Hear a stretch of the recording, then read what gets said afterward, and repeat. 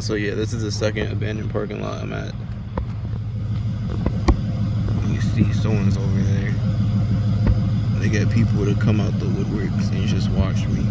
Sometimes it's one people and sometimes it's two. The van isn't just the random van to show it's not abandoned. This hotel is abandoned. They'll get people to come here and they'll just sit, come park and show. It's not a coincidence. Like I said last time with the Mazda, if they're gonna get the Ford at the beginning of the video and then the Mazda later, then it shows you, and it's not a coincidence. And then now they're leaving to start recording, and it shows guilt. Why would they just randomly leave 30 seconds into recording? So that's why I'm saying it's not a random coincidence. The Ford came in the beginning, and I showed you the Mazda afterwards. And they try to, the Mazdas back then, they try to act like they just randomly met up. All three of them were in the car. One of the girls got out. I wasn't recording then. They came and then they met, and then they acted like they came. One of the girls got out. They parked the car and they came and acted like they met each other. They just saw each other, and that was just not the case at all. And the whole thing was staged and planned. It was supposed to be something weird, but yeah, it's just all that. They forced me on pills today. Let me park real quick. So yeah, my dad forced me on pills, and basically try to get me to take antipsychotics and say it's good for me. But I'm perfectly healthy. I don't need the antipsychotics at all. It doesn't do much for me other than just make my head hurt. They just it makes me feel high. But it's the problem with the antipsychotics is that it's all the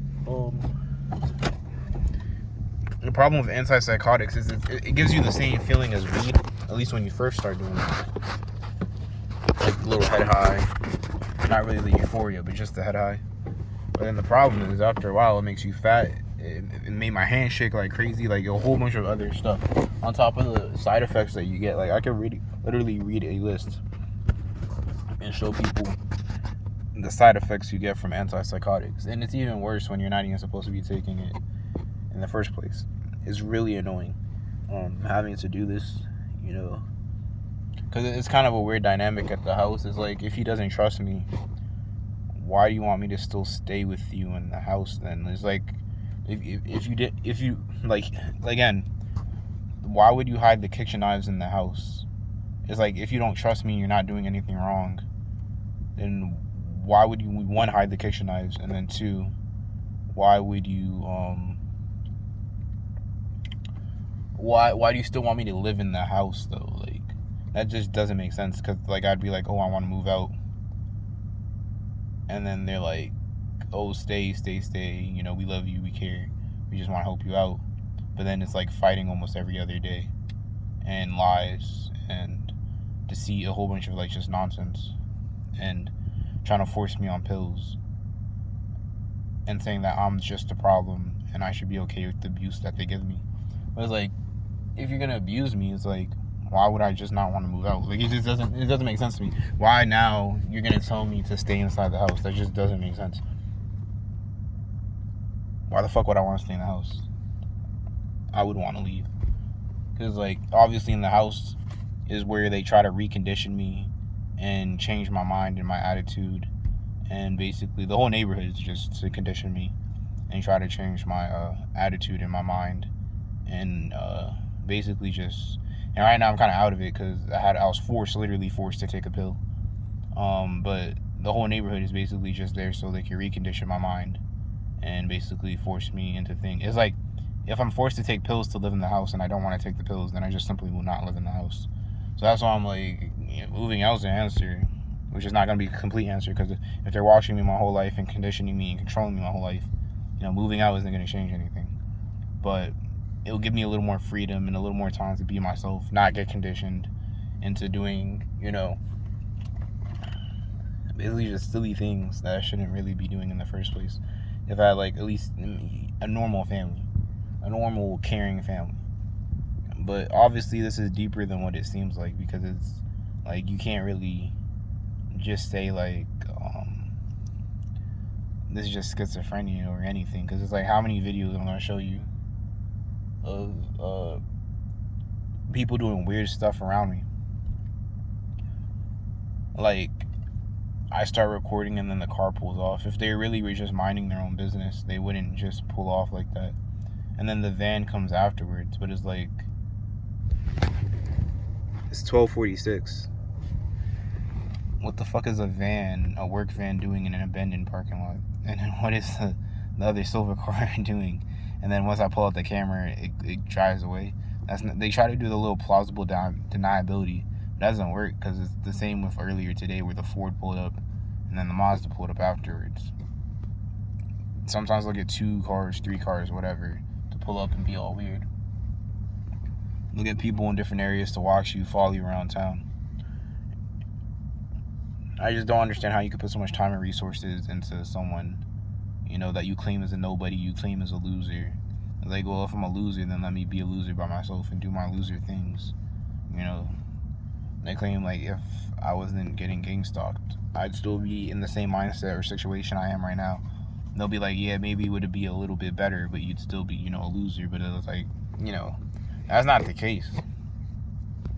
I definitely wouldn't be like this if I wasn't getting gang stalked. I'd be a lot better.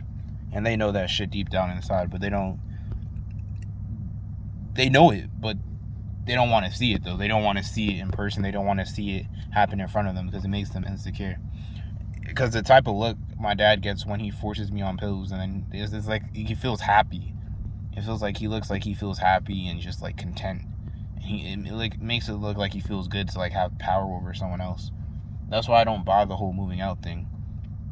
Because it's like, I mean, staying in the house and we love you and we have your best interests. Because it's like, well, I got 3 things for you. Well, yeah.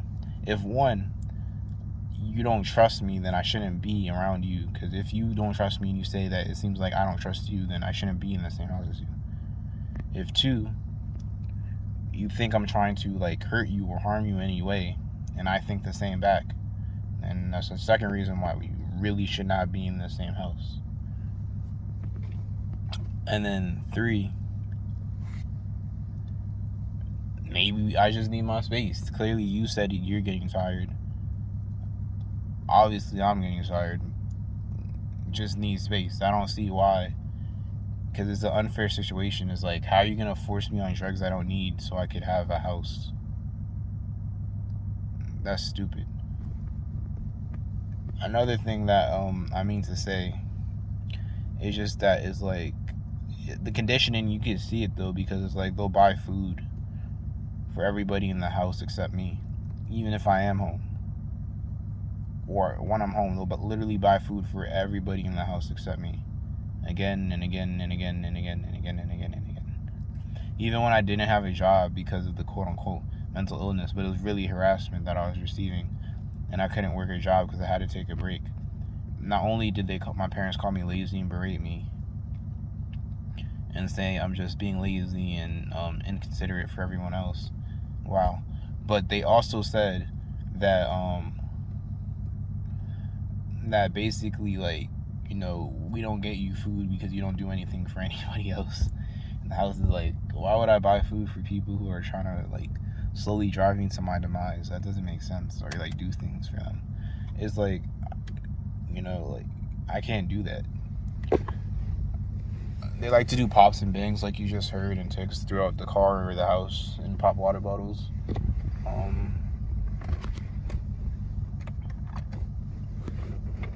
Let me see real quick. Yeah, they definitely like to do all that type of stuff. Like, it's really silly and petty in my opinion. Just different types of nonsense that they do on a daily basis just to drive me insane so they could profit off of me and make money. And that's not just it. They do like a whole bunch of other stuff. But they're basically telling me I'm not welcome in their house and they don't like me, you know, the way I am, and the only way they'll be somewhat okay with me if I take brain damaging antipsychotics and if I take brain damaging antipsychotics and I just like sit down and basically listen to everything they say, like there's some type of God and I should just listen to them. And that's where I'm like, that's the problem with it. Is like, I'm not gonna fucking do that shit. It's silly. there's no way I'm not doing that shit. If it means I have to die young, then that's completely fine. You're not gonna catch me sitting here and cowering for my life for the rest of my life and getting bullied by like literally most of society for taking like standing up for myself, for not wanting to listen to the shit that they tell me to do. It doesn't make any sense. Or for being born different. Like why would I just be okay with that? Like if you clearly like to see me suffer and can say I can't wait till you commit suicide and in a different room, then why the fuck would I listen to you? You can't say some shit like that and say, oh, but we care about you and we have your best interest. Then you're seeing things that aren't really there. I built up a plethora of information and evidence of showing that these things really are there. And I'm not tripping about these things. These drugs fuck you up and they know what they're doing. And this is not, oh, I'm trying to help you. Like how some caring parents will put you on medication, but then, maybe they'll be a little stubborn for a while, but then when you start showing them like, hey, yo, this shit don't work, they take you off the fucking meds. But this is the opposite. They know it doesn't work. They know it's bad, and they're putting me on it on purpose. Those caring parents will at least be like, find the error in their ways, they'll apologize and take you off the meds. Not these niggas. They don't care. They're not gonna do that shit. The pills definitely do fuck you up. They make you fat. All different types of shit. It's like you don't want to deal with and you don't want to have in your life. Because it's like life is already hard enough. Why make someone else's life, even harder? It's like he claims to have all this money, but it's like, nigga, you're clearly not happy. Clearly the only time you're happy is when you're doing shit to me to put me in worse situations. They want me to stay in the house, so every time they do fuck shit, they could look at me and laugh about it and feed off of my emotions or how, my reaction. But I'm not gonna fucking sit here and take that shit forever.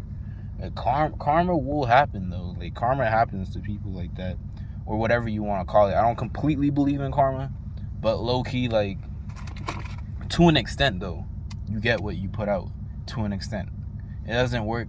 Karma not in like the sense of as soon as you do something good's gonna happen to you, or a while, or as soon as you do something bad's gonna happen to you. But it's technically not even karma, because if you go through life a lot, at least a few extremely bad things are bound to happen to you if you live long enough. So yeah, personally, I just think that like he just get what he deserves, because like he bought a new car a few years back, and then he crashed 2 times. One time a deer hit him, and then one time a teenager crashed into him. It's like sometimes it's like you do shitty shit, and then that stuff happens to you. I don't know. I feel like that's symbolic in a way though, because he did this to my uncle. They locked him in a mental institution and he went insane. And they also did this to my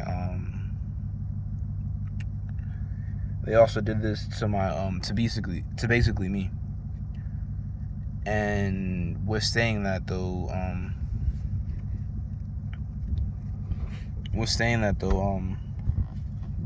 that's like, yeah, basically crashing 2 times. It's like weird stuff will happen to you if you do bad stuff to other people sometimes. So I don't know. I just feel that way. I don't believe in karma. I don't think it's concrete. But sometimes, like I said again, you could call karma whatever you want, but you go through life enough, something bad, extremely bad, is bound to happen to you at least a few times in your life that's going to reshape the whole way you are. Clearly he's been through something, but it's like, it's cool and all, but don't put that shit on me, nigga. Like, that's you. I'm a completely different person. Leave me the fuck alone. I don't want to be your little cash cow. And the fucked up thing is, they'll make money off of me. I don't see a dime of that shit. They take all the fucking money for themselves. And how I know it is my parents is because my mom also said, Wendy Mensa, and my dad's Jacob Mensa, she also said that an aunt and her family went crazy back in the day. So this obviously shows you that they're sacrificing their family members, and people are just slowly just going crazy, just randomly going crazy in the family. And it's not that common. It happens to just random aunts and uncles, but then it happens to them. It's like, how could something that happens to, like, I understand genetics, but how could something that happens to my uncle happen to me the same way. And this is how I know is also fucked up, is because my sister smokes weed, nothing happens to her. I smoke weed and something happens to me. And at the same time too, Jacob, again my dad, looked like, when I brought that up, he looked like, at first he looked like I caught him and he was like, yeah, he's kind of right about that, but then a little bit after, he looked like he kind of wanted to laugh. So that's what I'm saying, is like, bruh, the game is fucked up. The whole game is rigged against me. Everything is supposed to be rigged against me, so I'll lose. They know I'm not, they know I'm not like, they know I'm not a loser, like, in mindset, and I'm always gonna try and, try to do what I gotta do. But at the same time too, they also just, they don't care.